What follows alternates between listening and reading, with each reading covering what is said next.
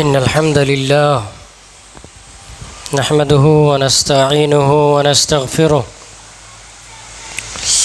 ونعوذ بالله من شرور أنفسنا ومن سيئات أعمالنا من يهده الله فلا مضل له ومن يضلل فلا هادي له وأشهد أن لا إله إلا الله وحده لا شريك له وأشهد أن محمدًا عبده ورسوله أما بعد فإن خير الحديث كتاب الله وخير الهدي هدي محمد صلى الله عليه وسلم وشر الأمور محدثاتها وكل محدثة بدعة وكل بدعة ضلالة وكل ضلالة في النار.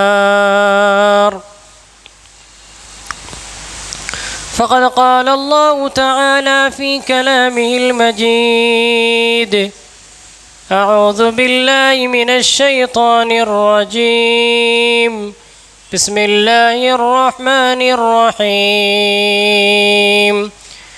إن عدة الشهور عند الله 12 شهرا. معزز و محترم سامعین اکرام، جیسا کہ آپ لوگوں کو معلوم ہے کہ آج کے خطبہ جمعہ کا موضوع ہے ماہ رجب، اس کے فضائل، احکام و مسائل۔ یہ رجب کا مہینہ چل رہا ہے، آج 17 یا 16 تاریخ ہے، 17 تاریخ۔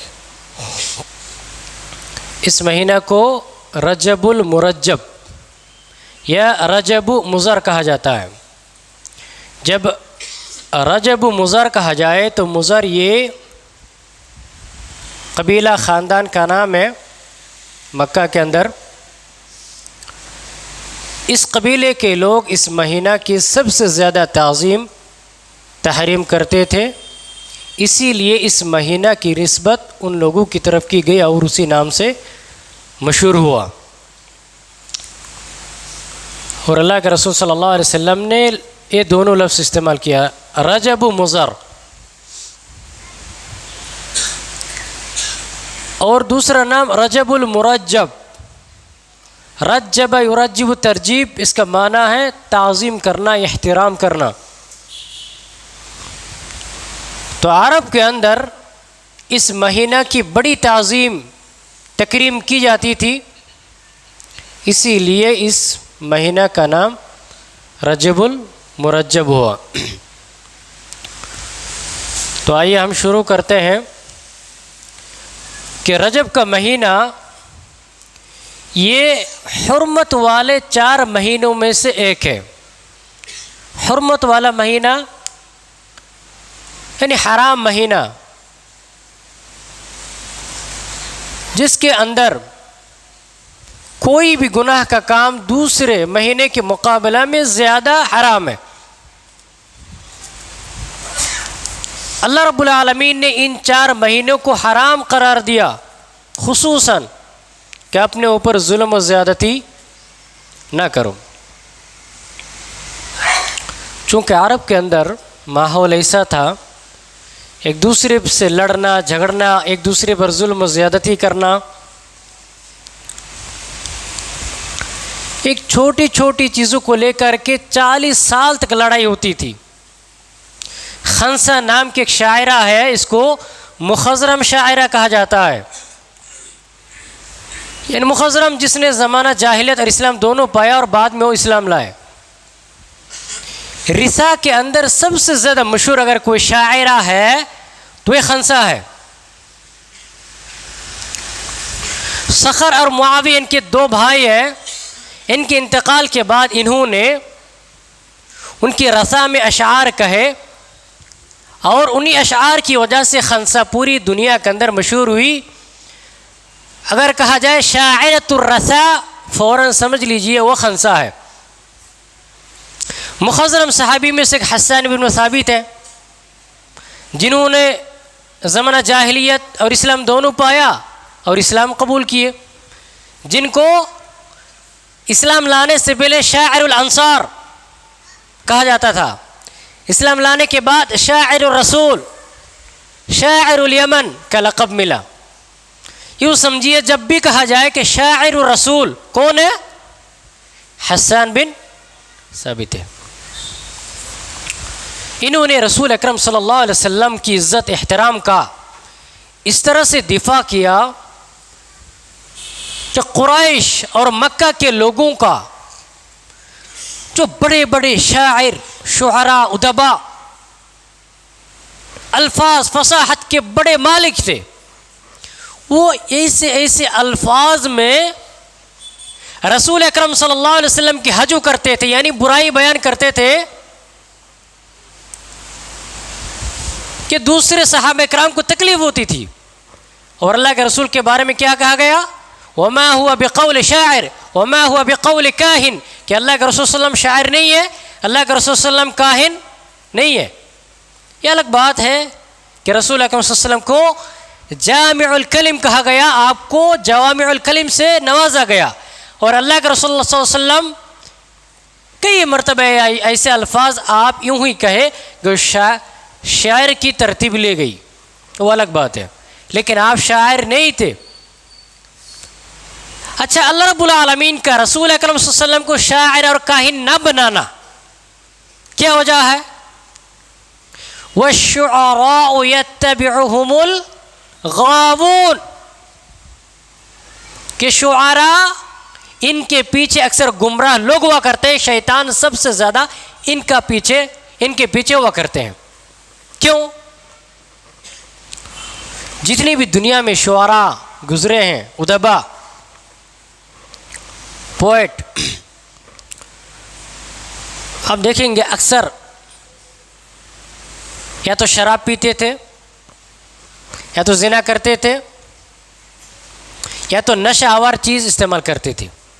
ایک شاعر کو تب تک اس کا دماغ نہیں کھلتا ہے جب تک وہ شراب نہ پیے، اور اکثر شعراء عورتوں کی تعریف ہی میں زندگی بسر کر دیے، عورتوں کی تعریف میں مبالغہ کرنا، باتیں، رومانٹک باتیں ان کے تعلق سے کہنا، اور یہ حقیقت ہے۔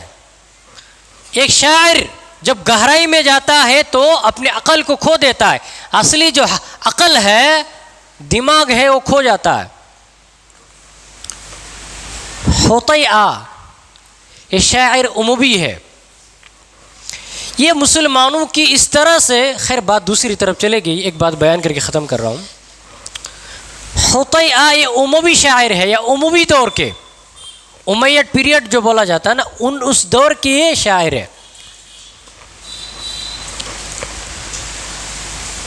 یہ ایسے شاعر تھے، اتنی مہارت ان کے اندر تھی الفاظ، فصاحت و بلاغت کا، عمر بن الخطاب رضی اللہ تعالی عنہ کو بھی پتہ نہیں چلا کہ انہوں نے کس طرح ہجو کیا۔ ایک مرتبہ ایک صحابی کی اس طرح سے ہجو کیا، ان کے بارے میں شعر کہا، وہ صحابی آ کر کے اللہ کے رسول صلی اللہ علیہ وسلم کے صحابی عمر بن الخطاب کے پاس آ کر کے شکایت کر دیے کہ حطیئہ یہ مسلمان عورتوں کے بارے میں غلط باتیں بیان کرتے ہیں، اور مسلمان عورتوں کو پتہ بھی نہیں چلتا، ایسے الفاظ میں بیان کرتے ہیں برائی، اور انہوں نے میرے بارے میں ایک شعر کہا، ہجو کیا۔ تو عمر بن الخطاب رضی اللہ تعالیٰ عنہ نے کہا سناؤ، سنانے لگے، کہا اس میں کہاں برائی ہے، تو ٹھیک ہے۔ کہنے لگے عمر بن الخطاب آپ اس کو دوسرے اینگل سے دیکھیے، اس کا معنی آپ الٹا کر کے دیکھیے کہ انہوں نے کتنی باریکی کے ساتھ میرے اور مسلمانوں کو ہجو کی ہے۔ پھر انہوں نے جب سمجھایا تو عمر بن الخطاب، جبکہ عمر بن الخطاب کتنے بڑے ماہر آدمی تھے، آپ کتنے بڑے خطیب تھے، آپ کاتب وحی تھے، لیکن ان کو بھی رضی اللہ تعالیٰ عنہ پتہ نہیں چلا۔ تو ایسے شعراء جب ان کے بارے میں پتہ چلا کہ یہ حطیئہ یہ شاعر مسلمان عورتوں کی عزتوں کے بارے میں برائی بیان کرتا ہے، مسلمان عورتوں کی باریکیاں، ان کی پوشیدہ چیزوں کو بیان کرتا ہے، تو انہوں نے اسے جلاوطن کر دیا۔ پھر کچھ دنوں کے بعد پھر واپس آئے، انہیں جیل میں ڈال دیا، کچھ دنوں کے بعد جیل سے نکالا گیا، پھر بھی اس کی حالت نہیں سدھری۔ 4000 درہم مقرر کیا کہ چھوڑ دو مسلمانوں کے بارے میں، مسلمان عورتوں کے بارے میں سنا کو 4000 درہم میں تمہیں دیتا ہوں، لیکن پھر بھی نہیں چھوڑا۔ تو اخیر میں انہیں جلا وطن کر دیا گیا کہ تم اب دوبارہ اس ملک کے اندر نہیں آؤ گے۔ عمر بن الخطاب رضی اللہ تعالیٰ عنہ نے انہیں جلا وطن کیا تھا۔ تو بات چل رہی تھی حرمت والے مہینے اور قبیلوں کے تعلق سے۔ زمانہ جاہلیت جس کے بارے میں اگنورنس ڈیز ہم جسے کہتے ہیں، لیکن اللہ نے انہیں کیا علم دیا؟ صرف اور صرف شریعت کا علم، توحید کا علم نہ ہونے کی وجہ سے انہیں جاہلیہ زمانہ جاہلیت کہا گیا، ورنہ وہ لوگ جاہل نہیں تھے، بلکہ اتنے ہائی ایڈوکیٹڈ لوگ تھے۔ وہ لوگ گھوڑے کے 1000 قسموں کے الگ الگ نام بتاتے تھے، حتیٰ کہ انسان تو چھوڑیے، گھوڑے اور اونٹوں کے نسب نامہ پورا بیان کر دیتے تھے کہ اس گھوڑے کا ماں کا نام اے ہے، اس کی دادی کا نام اے ہے، ان کی نانی کا نام، پورا نسب و نامہ بیان کر دیتے تھے۔ اونٹ کا پورا نسب و نامہ لوگ بیان کر دیتے تھے۔ تو یہ شعر، شعراء، تھوڑی سی تاریخ بیان کر دی گئی۔ تو قبیلہ مضر یہ بھی مشہور تھے، یہاں ان کے یہاں سے بڑے بڑے شعراء پیدا ہوئے۔ تو یہ لوگ کیا کرتے تھے؟ رجب مہینہ کی بڑی تعظیم کرتے تھے، اسی لیے رجب مضر کہا گیا، اور رجب المرجب، رجب ترجیب تعظیم کرنا۔ تو عرب کے لوگ اس مہینے کی بڑی تعظیم کرتے تھے، اسی لیے اس کا رجب المرجب مہینہ کہا گیا۔ اللہ رب العالمین کے فرمان ہے سورۃ توبہ آیت نمبر 36، ان عدۃ الشہور عند اللہ 12 شہرا فی کتاب اللہ یوم خلق السماوات والارض منها 4 حرم۔ یہ پوری آیت ہے کہ جب سے اللہ رب العالمین نے آسمان و زمین کو بنایا، تب سے اللہ رب العالمین کے نزدیک مہینوں کی گنتی تعداد کتنی ہے؟ 12 ہے۔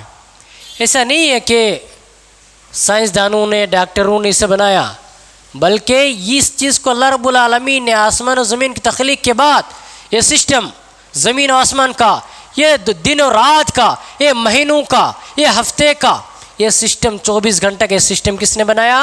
اللہ رب العالمین نے۔ جب سے اللہ رب العالمین نے آسمان و زمین کو بنایا، جن میں سے 4 حرمت والے اللہ نے بنایا، کہا فلا تظلموا فیہن انفسکم، ان مہینوں میں تم اپنے اوپر ظلم نہ کرو۔ ایسا نہیں ہے کہ دوسرے مہینے میں ظلم زیادتی حلال ہے، خصوصاً ان مہینوں میں اپنے آپ کو ظلم و زیادتی سے بچاؤ۔ جیسے رمضان کا مہینہ ہے، دوسری عبادت رمضان کے مہینے میں کیجیے، وہی عبادت رمضان کے مہینے میں کیجیے، تو ثواب زیادہ ہے کہ نہیں؟ عمرہ دوسرے مہینے میں کیجیے، رمضان کے مہینے میں کیجیے، فرق ہے کہ نہیں؟ سیم۔ اگر کوئی شخص یہ 4 حرمت والے مہینے ذوالقعدہ، ذوالحجہ، محرم اور رجب، ذوالقعدہ، ذوالحجہ، محرم، رجب، ان 4 مہینوں کے اندر کوئی گناہ کرتا ہے تو دوسرے مہینے میں وہی گناہ کا جو گناہ ہے اس کا ڈبل گناہ اس مہینے کے اندر ہے، سمجھے؟ دوسرے مہینے میں کوئی بھی گناہ نارمل ہے اور وہی گناہ اس مہینہ میں آ کر کے وہ بڑا ہو جاتا ہے۔ یہ علماء کی اس بات پر اتفاق ہے، اسی لیے ان مہینوں میں خصوصاً اپنے آپ کو گناہوں سے، ظلم و زیادتی سے بچانا چاہیے۔ اللہ کے رسول صلی اللہ علیہ وسلم نے فرمایا، صحیح بخاری کی روایت ہے کہ مہینے 12 ہیں، ان میں سے 4 حرمت والے ہیں، 3 لگاتار ہیں، یعنی ذوالقعدہ، ذوالحجہ، محرم و رجب مضر، اور اس کے بعد رجب مضر ہے جو جمادی اور شعبان کے بیچ میں ہے۔ تو معلوم ہوا کہ مہینے 12 ہے، اسے اللہ نے بنایا، ان میں 4 حرمت والے مہینے ذوالقعدہ، ذوالحجہ، محرم اور رجب ہے۔ ان مہینوں میں اپنے آپ کو گناہوں سے، ظلم و زیادتی سے بچانا چاہیے۔ اللہ رب العالمین نے فرمایا سورۃ البقرہ آیت نمبر 317، یسألونک عن الشہر الحرام قتال فیہ قل قتال فیہ کبیر، آپ سے ان مہینوں میں، حرمت والے مہینوں میں لڑائی کے تعلق سے پوچھتے ہیں، تو آپ کہہ دیجئے ان مہینوں میں لڑائی کرنا، جھگڑنا، قتال کرنا کبیرہ گناہ ہے، یہ بڑا گناہ ہے۔ چھوٹی چھوٹی باتوں کو لے کر کے نہ جھگڑا کریں، خصوصاً ان مہینوں میں۔ اگر کوئی آپ کو گالی دے رہا ہے، کوئی الٹی سیدھی باتیں کر رہا ہے، آپ کہیے کہ یہ حرمت والا مہینہ ہے، میں اللہ کے خاطر تم کو معاف کر دیتا ہوں، چھوڑ دیتا ہوں، میں سائلنٹ ہو جاتا ہوں۔ ایک مسلمان کے لیے یہ ضروری ہے کہ حرمت والے مہینے میں ان چیزوں کا خیال رکھے۔ تو زمانہ جاہلیت میں ان مہینوں کی تعظیم کیا کرتے تھے، اور ان مہینوں میں بتوں کے نام، اپنے بتوں کے نام جانور ذبح کرتے تھے، اور اس کا نام دیتے تھے، اس رسم کو، فیسٹیول کا نام دیتے تھے فرا اور عتیرہ۔ فرا اور عتیرہ یہ جانور، دو جانور کے نام ہیں جو بتوں کے نام خاص کر دیتے تھے کہ ان دونوں جانوروں کو ہم رجب کے مہینے میں اپنے بتوں کے لیے ذبح کریں گے۔ تو اسلام آیا، ان 4 مہینوں کے حرمت کو برقرار رکھا، جنگ و جدال قتال کو حرام قرار دیا، لیکن فرا اور وطیرہ یہ جو فیسٹیول تھا، فرا اور وطیرہ یعنی بتوں کے نام پر جانور ذبح کرنا، اسلام نے اسے منسوخ کر دیا اور اسے حرام قرار دیا، اور کہا لا فرع ولا وطیرہ ولا عتیرہ، فرا اور عتیرہ نام کی اسلامی کوئی چیز نہیں ہے۔ تو کیا معلوم ہوا کہ غیر اللہ کے نام پر جانور ذبح کرنا کیا ہے؟ شرک ہے، حرام ہے۔ یہ زمانہ جاہلیت کے لوگ اپنے بتوں کے نام پر کرتے تھے، لیکن افسوس ہے آج مسلمان اپنے بابا، اپنے پیر کے نام پر مزار پہ کرتے ہیں۔ تو فرق کیا رہا؟ بولی کوئی فرق رہا؟ تو پھر لوگ اپنے آپ میں مسلمان دعویٰ کیوں کرتے ہیں؟ یا تو اپنے آپ کو مشرک یا کافر کا ہے۔ مسلمان کا دعویٰ کرنا یہ اسلام پر ظلم ہے، جبکہ اسلام سے ان لوگوں کا کوئی تعلق ہی نہیں ہے۔ اگر کوئی اس طرح شرک کر رہا ہے، غیر اللہ کے نام پر جانور ذبح کر رہے ہیں، نظر و نیاز کر رہے ہیں، تو اس کا معنی کیا ہوا؟ کافر ہے، مشرک ہے، کھلم کھلا شرک کر رہے ہیں۔ تو زمانہ جاہلیت کے مشرک اور کافر اور ان مسلمانوں میں کیا فرق ہے؟ کوئی فرق نہیں ہے۔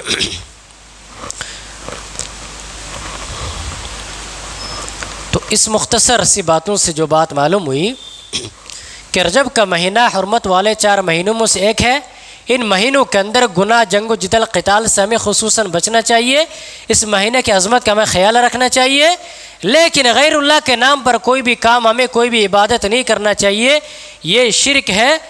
افسوس کا مقام ہے کہ لوگوں نے اس مہینے کے اندر اپنے من مانی ایسے رسم و رواج کو ایجاد کر لیے جس کا اسلام سے دور دور تک کوئی تعلق نہیں ہے۔ اگر ہم یہ کہیں کہ مشرکین مکہ یہ زمانہ جاہلیت کے اندر بھی نہیں تھا جو آج کے مسلمان کر رہے ہیں، کیا کر رہے ہیں؟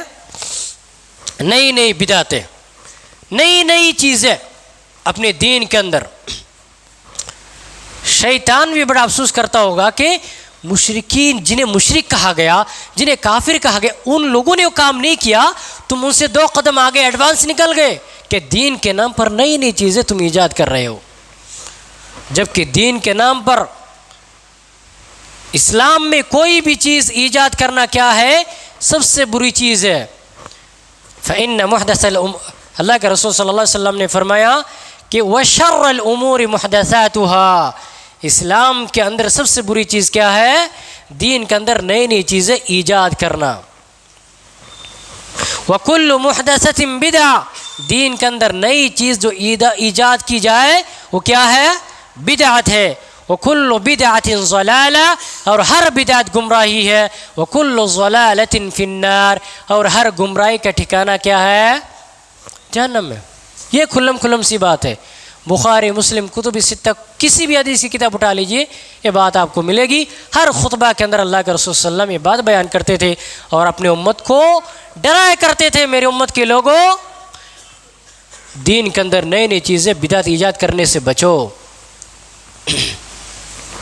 تو ایک بڑی بدعت جو اس مہینے کے اندر ایجاد کی گئی وہ ہے صلاۃ الرغائب یا صوم الرغائب۔ یہ کیا ہے؟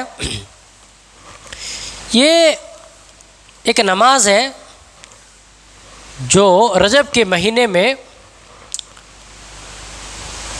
لوگ مغرب سے عشاء کے بیچ میں پڑھتے ہیں، اور اس کو اللہ کے رسول صلی اللہ علیہ وسلم کی طرف منسوب کر دیا کہ اللہ کے رسول صلی اللہ علیہ وسلم نے اس کو کیا، یہ لوگ کیا کرتے ہیں؟ جمعرات کے دن بھر روزہ رکھیں گے، افطار کریں گے، مغرب سے عشاء کے بیچ میں 12 رکعت نماز پڑھیں گے۔ ایک خاص طریقہ ہے، اس طرح سے پڑھیں گے۔ اور انہوں نے اس چیز کو اللہ کے رسول صلی اللہ علیہ وسلم کی طرف منسوب کر دیا اور کہا کہ اللہ کے رسول صلی اللہ علیہ وسلم یہ نماز پڑھتے تھے، جبکہ اگر تحقیق کی جائے یہ ساری باتیں موضوع ہے، ان کی بنائی ہوئی ہے، اللہ کے رسول صلی اللہ علیہ وسلم کی طرف ان لوگوں نے منسوب کر دیا ہے۔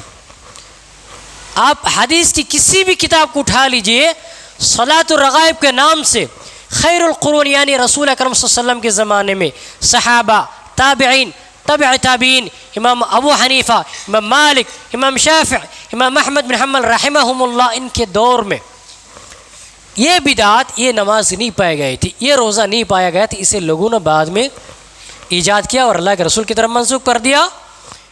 جو روایت بیان کی جاتی ہے یہ بالکل موضوع اور من گھڑت ہے۔ کتنے بدنصیب لوگ منمانی خود کرتے ہیں اور اللہ کے رسول کی طرف ایک بات کو منسوخ کر دیتے ہیں۔ اگر ان لوگوں کو کرنا تھا کرو اپنی منمانی، لیکن ایک چیز کو شریعت کی طرف، اللہ کے رسول کی طرف منسوخ کر دینا کتنا کبیرہ، کتنا بڑا گناہ ہے، آگے میں آپ کو بیان کروں گا۔ دوسری بدعت جو اس مہینے کے اندر کرتے ہیں وہ ہے مخصوص روزہ۔ اس مہینے کے اندر، رجب کے مہینے کے تعلق سے یہ لوگ روزہ رکھتے ہیں اور ایک حدیث بیان کرتے ہیں کہ اللہ کے رسول نے فرمایا کہ جس نے ایک روزہ رکھا اس نے 1000 روزہ رکھا، یعنی ایک روزہ 1000 روزے کے برابر ہے۔ اس روایت کی تحقیق کی، یہ بھی موضوع روایت ہے۔ اگر یہ اتنی فضیلت والی روایت حدیث سے ثابت ہوتی، اتنی بڑی عبادت ہوتی، تو صحابہ کرام اس عبادت سے محروم رہتے، خیر القرون کے لوگ محروم رہتے، اور ہم کیوں محروم رہے؟ اتنی بڑی فضیلت، ہم بھی تو محروم نہیں رہنا چاہتے ہیں۔ لیکن بات آتی ہے کہ یہ اللہ کے رسول سے ثابت ہے کہ نہیں، اگر نہیں ہے تو ہم اس کی عبادت نہیں مانتے، ایسی عبادت ہم ٹھکراتے، مار دیتے، ایسی عبادت کو ہم نہیں کرتے۔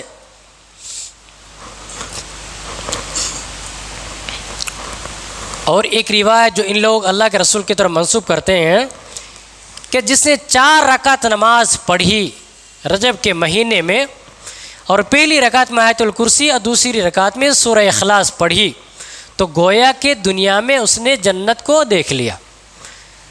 جنت میں جو اس کا جو ٹھکانہ ہے وہ دنیا کے اندر ہی وہ دیکھ لیتا ہے۔ اس روایت کی تحقیق کیجئے، سارے محدثین، علامہ البانی، امام ابن حجر، امام بخاری، جتنی بھی بڑے بڑے محدثین ہیں، موضوع روایت ہے، کذاب راوی اس کے اندر بڑے بڑے ہیں۔ یہ روایت بھی موضوع ہے، لوگوں نے بنایا، خود سے کریٹ کیا اور اللہ کے رسول صلی اللہ علیہ وسلم کی طرف منسوب کر دیا۔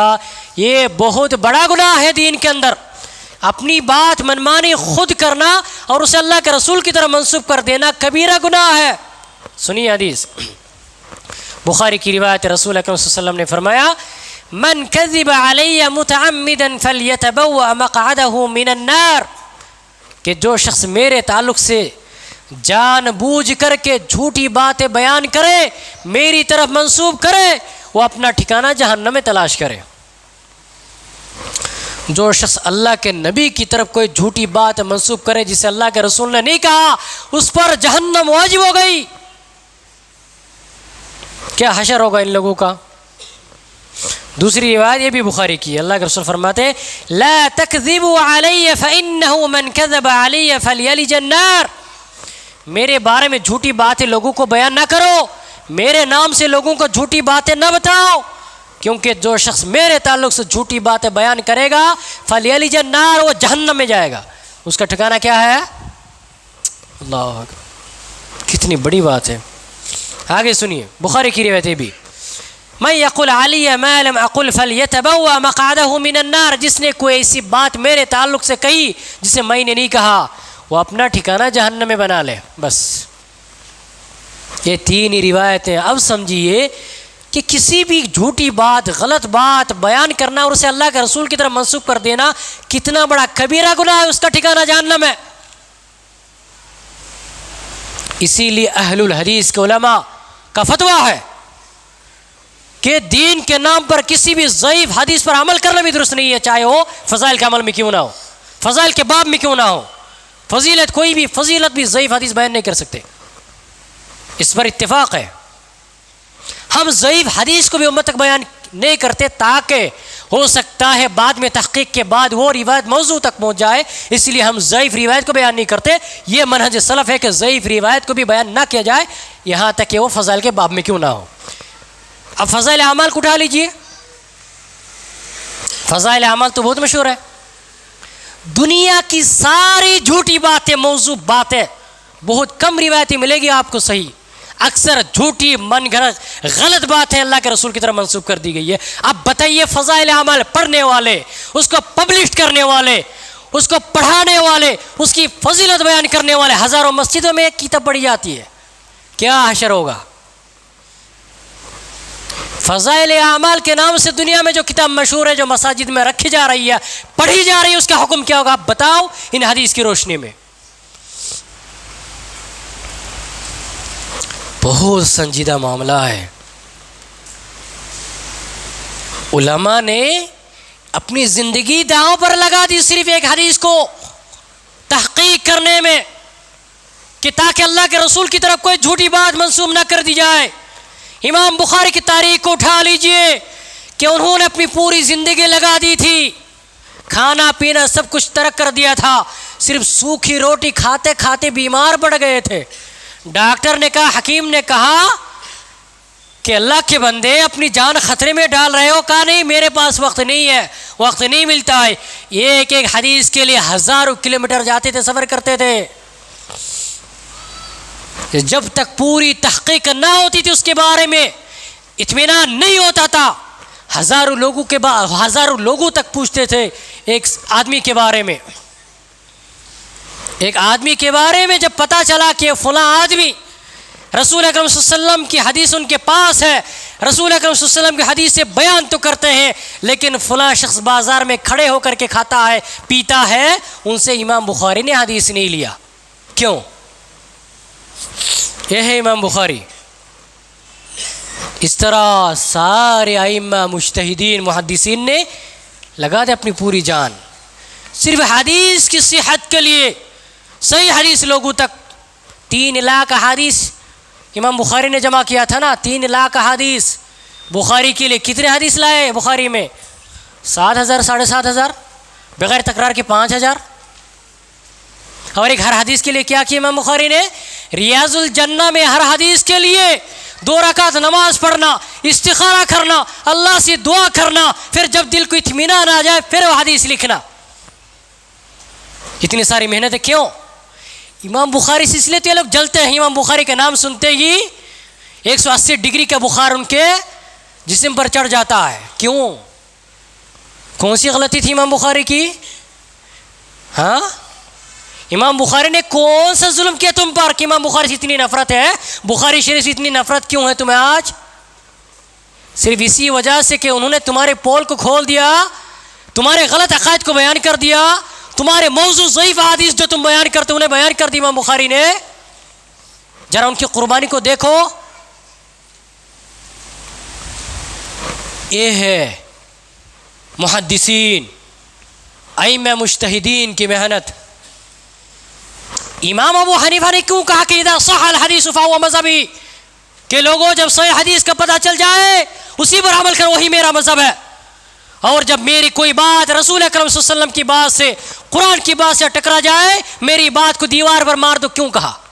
امام بخاری کو ڈر تھا ایسا نہ ہو جو بات میں نے بیان کر دی بعد میں آنے والے لوگ اندھی تقلید میں بغیر تحقیق کے میری بات پر عمل کرے اور اس بات کو اللہ کے رسول کی طرح منسوب کر دے۔ اسی لیے امام بخاری نے برات کا اظہار کیا کہ میں اس چیز کا ذمہ دار نہیں ہوں جو تم کرو گے۔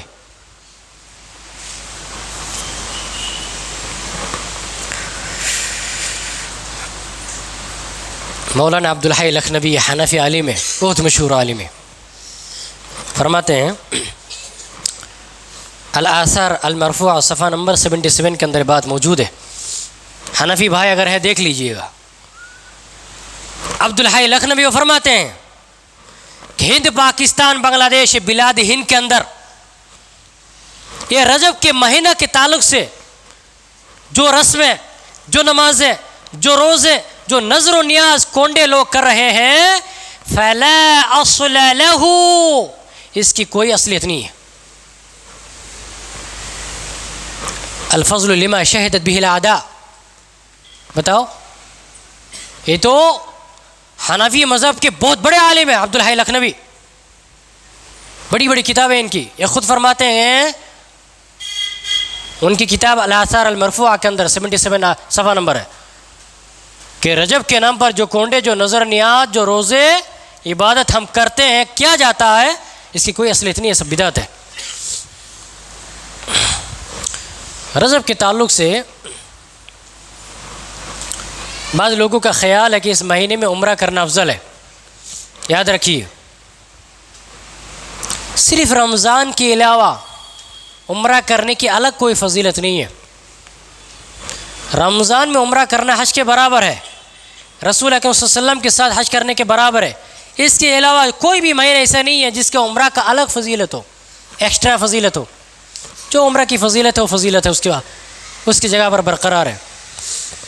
رجب کے مہینے میں جو لوگ سوچتے ہیں کہ رجب کے مہینے میں عمرہ کرنا چاہیے، میں نے دیکھا ہے رجب کے مہینے میں بہت سارے لوگ صرف اسی نیت سے جاتے ہیں عمرہ کرنے۔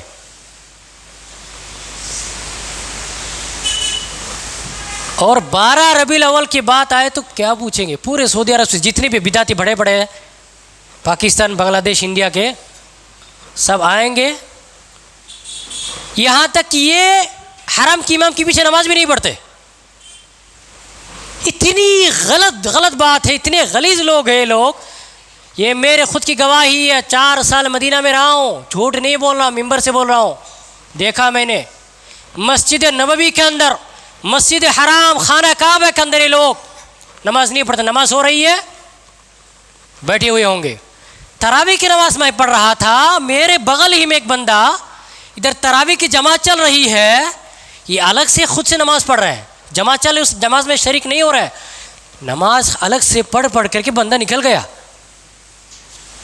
دل تو سوچ رہا تھا کہ نماز ختم ہو جائے پھر اس سے پوچھوں، لیکن نماز ختم ہونے سے پہلے نکل گیا بندہ۔ ایسے غلیظ لوگ بھی دنیا کے اندر موجود ہیں جو حرمین کی امام کے پیچھے نماز کو درست نہیں سمجھتے۔ تو بتاؤ دنیا میں ان کے لیے اور کہاں جگہ ہے؟ نماز نہیں پڑھتے، الگ سے نماز پڑھتے ہیں، الگ سے جماعتیں بناتے ہیں،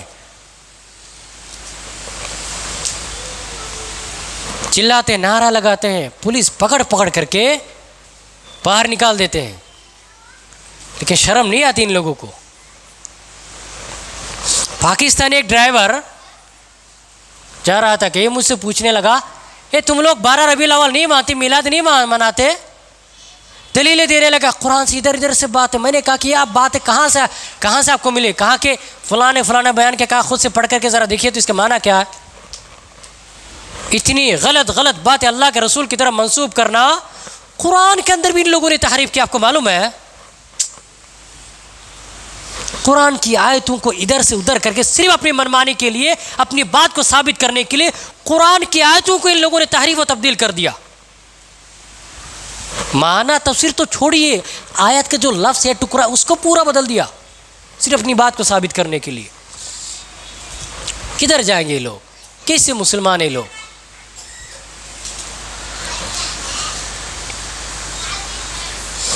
رسول اکرم صلی اللہ علیہ وسلم جتنے بھی عمرے کیے وہ ذوالقعدہ کے مہینے میں، کتنے عمرے کیے تھے اللہ کے رسول صلی اللہ علیہ وسلم؟ 4، 3 ذوالقعدہ میں اور ایک حج کے ساتھ ذی الحجہ میں۔ تو جتنے بھی عمرے کس مہینے میں؟ ذوالقعدہ میں۔ یہ کہنا کہ اللہ کے رسول نے عمرہ کیا رجب کے مہینے میں، بالکل غلط بات ہے، یہ تاریخ سے، حدیث سے ثابت نہیں ہے۔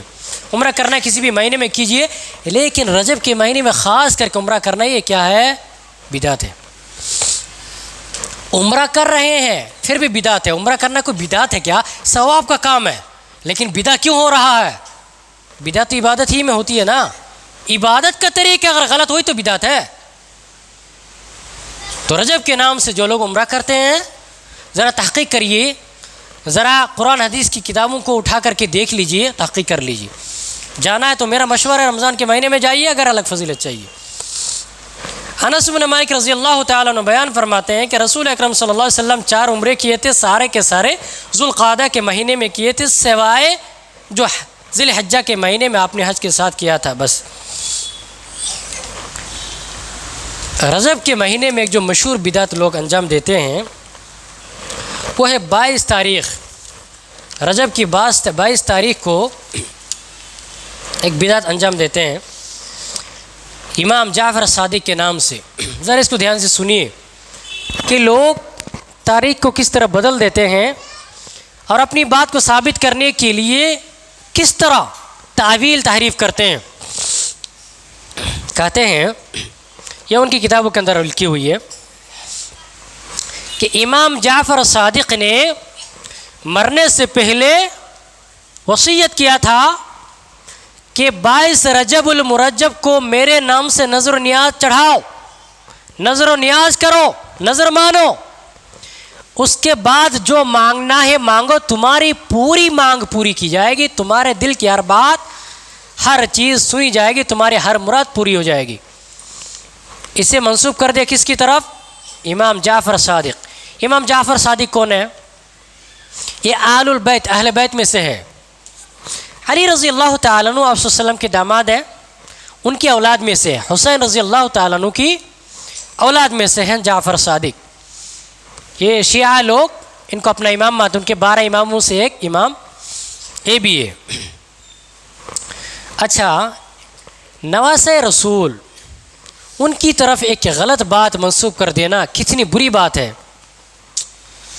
جبکہ امام جعفر صادق کے اولاد میں سے موسیٰ کاظم، علی رضا، محمد تقی، علی تقی، حسن عسکری، یہ بڑے بڑے امام گزرے ہیں۔ انہوں نے اس چیز کو نہیں کیا اور اس چیز کو انہوں نے نہ کہا، ان کی اولاد نے نہ کیا، اس کو ثواب نہ سمجھا، تم لوگوں نے اپنے آپ کو کس طرح سے ان کی طرف منسوب کر کے ثواب کا کام قرار دیا۔ اور تاریخ بھی غلط ہے۔ تاریخ تو یہ ہے کہ امام جعفر صادق کی تاریخ ولادت 8 رجب 80 ہجری میں ہوئی، رمضان کے 8 تاریخ کو، رجب کے مہینے میں نہیں، رجب شعبان پھر رمضان، یعنی رجب کے 1 مہینے بعد، 2 مہینے بعد۔ دراصل معلوم ہونا چاہیے ایک تاریخ ہے۔ تاریخ کیا ہے؟ 22 رجب کو امیر معاویہ رضی اللہ تعالیٰ عنہ کی وفات ہوئی ہے۔ تو شیعہ لوگ چند صحابہ کو چھوڑ کر کے سب کو گالی دیتے ہیں، ان میں سے امیر معاویہ کو اپنا سب سے بڑا دشمن مانتے ہیں۔ تو ان کی وفات کو یہ لوگ خوشی مناتے ہیں، اس خوشی کو یہاں پر مناتے ہیں اور لوگوں کو بتاتے ہیں امام جعفر کی ولادت کی ہم خوشی منا رہے ہیں، تاکہ دوسرے لوگوں کو دھوکہ دے سکے، دوسرے لوگ ان کا ساتھ دے سکے، ورنہ دوسرا کچھ نہیں ہے۔ یہ سب شیعوں کا، ان لوگوں کی غلیظ حرکتیں، دوسرا کچھ بھی نہیں ہے۔ جبکہ اہل سنت والجماعت کا عقیدہ ہے کہ سارے صحابہ کرام نیک تھے، اللہ نے ان کے گناہوں کو معاف کر دیا۔ کسی بھی صحابی کو گالی دینا یہ کبیرہ گناہ ہے، حرام ہے۔ اللہ کے رسول صلی اللہ علیہ وسلم نے فرمایا کہ میرے صحابی کو گالی مت دو، کیونکہ اگر احد پہاڑ برابر اگر سونا اللہ کی راہ میں خرچ کرو گے تو ان کے 1 مد یا نصف مد کا برابر تمہارا سارا صدقہ نہیں پہنچے گا۔ یعنی میرے صحابے کی فضیلت کے برابر تم لوگ نہیں پہنچ سکتے، لہذا میرے صحابہ کو گالی مت دو۔ اور آپ کو معلوم ہے کہ معاویہ رضی اللہ تعالیٰ عنہ کون صحابی تھے؟ یہ کاتب وحی تھے۔ رسول اکرم صلی اللہ علیہ وسلم پر قرآن کا نزول ہونا، معاویہ ادھر آؤ، لکھو آج مجھ پر یہ آیت نازل ہوئی، لکھو۔ کاتب وحی تھے رضی اللہ تعالیٰ عنہ۔ اللہ کے رسول صلی اللہ علیہ وسلم نے ان کو یہ دعا دی تھی، ترمذی کی صحیح روایت ہے، اللہم اجعلہ ہادیا، اللہ اسے ہادی بنا، ہدایت دینے والا بنا، میری امت کے لیے ہدایت کا ذریعہ بنا، مہدیہ اسے ہدایت یافتہ بنا، وہدی بہی، اور اس کے ذریعے میری امت کو ہدایت دے دے۔ کتنی بڑی دعا کی تھی، اور اس معزز اور جلیل قدر صحابی کے لوگ گالی دیتے ہیں اور فخر محسوس کرتے ہیں۔ تو یہ چند باتیں تھی، دوسرا پارٹ انشاءاللہ آگے بیان کریں گے۔ اسراء اور معراج کے تعلق سے ایک دوسری بدعت جو لوگ کرتے ہیں کہ معراج اسی مہینے میں ہوا، معراج کی پوری تاریخ انشاءاللہ اگلے پارٹ میں بیان کر دیں گے۔ تو یہ چند باتیں تھی۔ معلوم ہوا کہ رجب کے تعلق سے خاص کوئی عبادت نہیں ہے، خاص کوئی نماز نہیں ہے، خاص کوئی روزہ نہیں ہے، یہ حرمت والا مہینہ ہے، ہمیں گناہوں سے بچنا چاہیے، جتنا ہو سکے نیک عمل ہم جو کرتے ہیں کرنا چاہیے۔ اللہ رب العالمین سے دعا کرتے ہیں اللہ رب العالمین ہمیں بدعتوں سے بچنے کی توفیق عطا فرمائے، اللہ رب العالمین ہمیں سنت کے مطابق چلنے کی توفیق عطا فرمائے، آمین یا رب العالمین۔